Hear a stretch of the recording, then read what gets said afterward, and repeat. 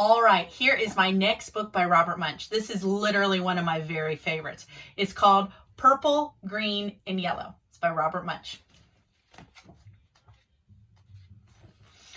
Bridget went to her mother and said, "I need some coloring markers. All my friends have coloring markers. They draw wonderful pictures. Mommy, I need some coloring markers." "Oh, no," said her mother. "I've heard about those coloring markers. Kids draw on walls. They draw on the floor. They draw on themselves. You can't have any coloring markers." "Well," said Bridget, these here are new coloring markers. They wash off with just water. I can't get into any trouble with coloring markers that wash off. Get me some of those, please." "Well," said her mother, "all right." So her mother went out and got Bridget 500 washable coloring markers.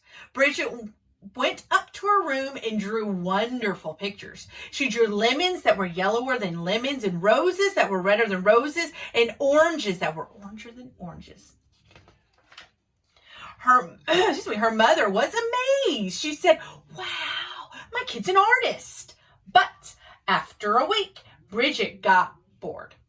She went to her mother and said, "Mom, did I draw on the wall?" "No," said her mother. "Did I draw on the floor?" "No," said her mother. "Did I draw on myself?" "No," said her mother. "Well," said Bridget, "I didn't get into any trouble and I need some new coloring markers. All my friends have them. Mommy, there are coloring markers that smell.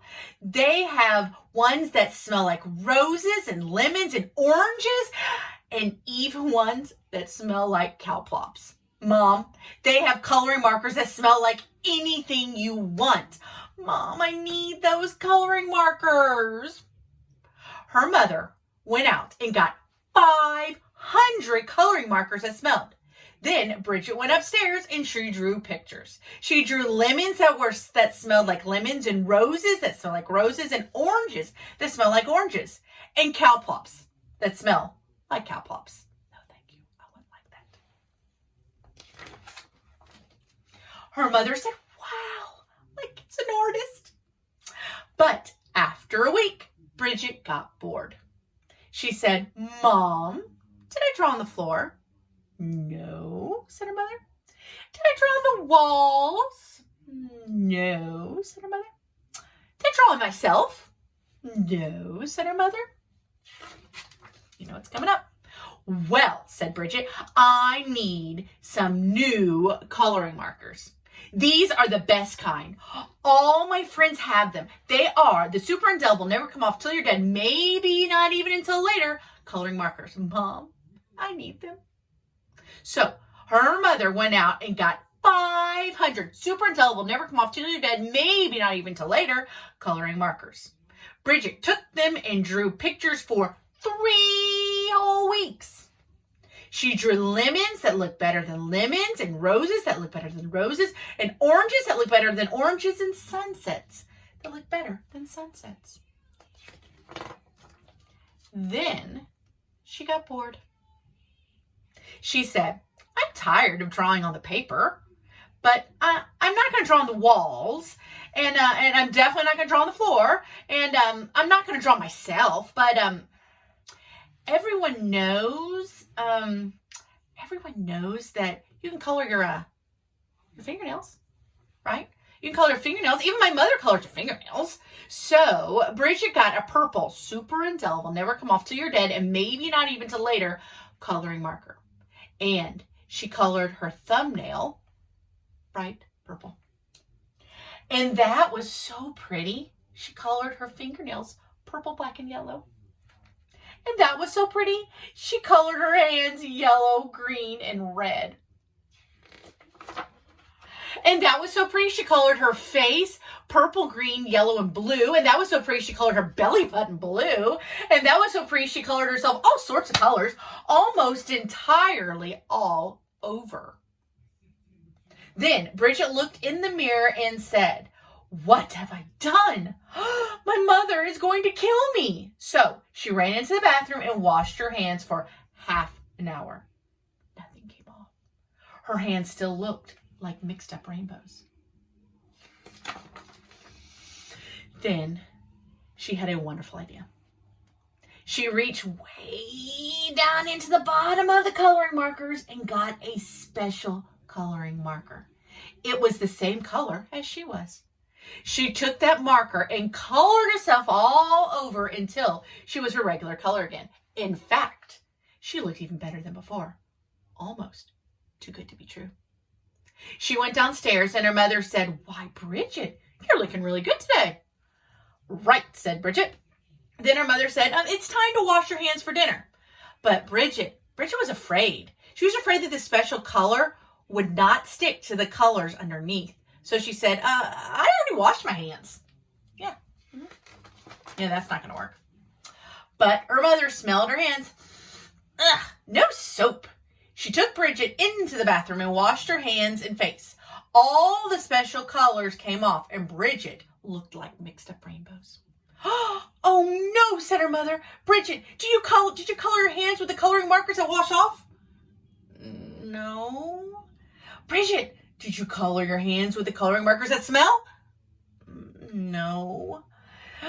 "Did you use the super indelible never come off to your dead and maybe not until later markers?" "Yes." "Yikes," yelled her mother.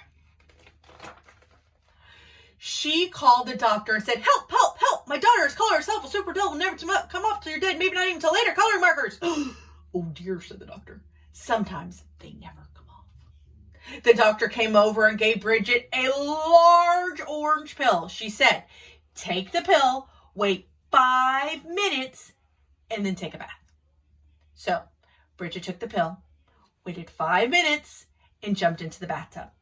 Her mother stood outside the door and yelled, "Is it working?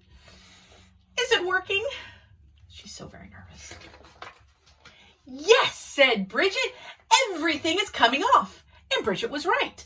Everything had come off. When Bridget walked out of the bathroom, she was invisible.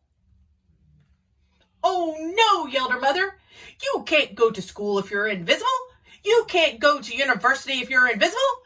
You'll never get a job if you're invisible. Bridget, you've ruined your life." Look at her. She's all invisible. All bubbly visible. Invisible. "Don't worry," said Bridget. She ran into her room, got the special coloring marker, and colored herself entirely all over until you couldn't tell the difference. In fact, she looked even better than before. Almost too good to be true.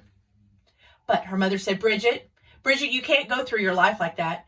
You're just a picture. Everyone will know there is something wrong." "No, they won't," said Bridget. "Yes, they will," said her mother.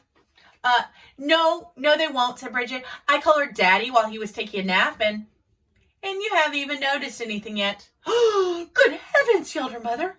And she ran into the living room and looked at Daddy. He looked even better than before. Almost too good to be true. "Doesn't he look great?" asked Bridget. "I couldn't even tell the difference," said her mother. "Right," said Bridget. "And neither will he, as long as he doesn't get wet." And look at that last picture. So don't be a Bridget. Please don't be a Bridget. All right? Just color on paper, not on anything else. But again, this is one of my favorite books by Robert Munsch. Purple, Green, and Yellow. I hope you enjoyed it.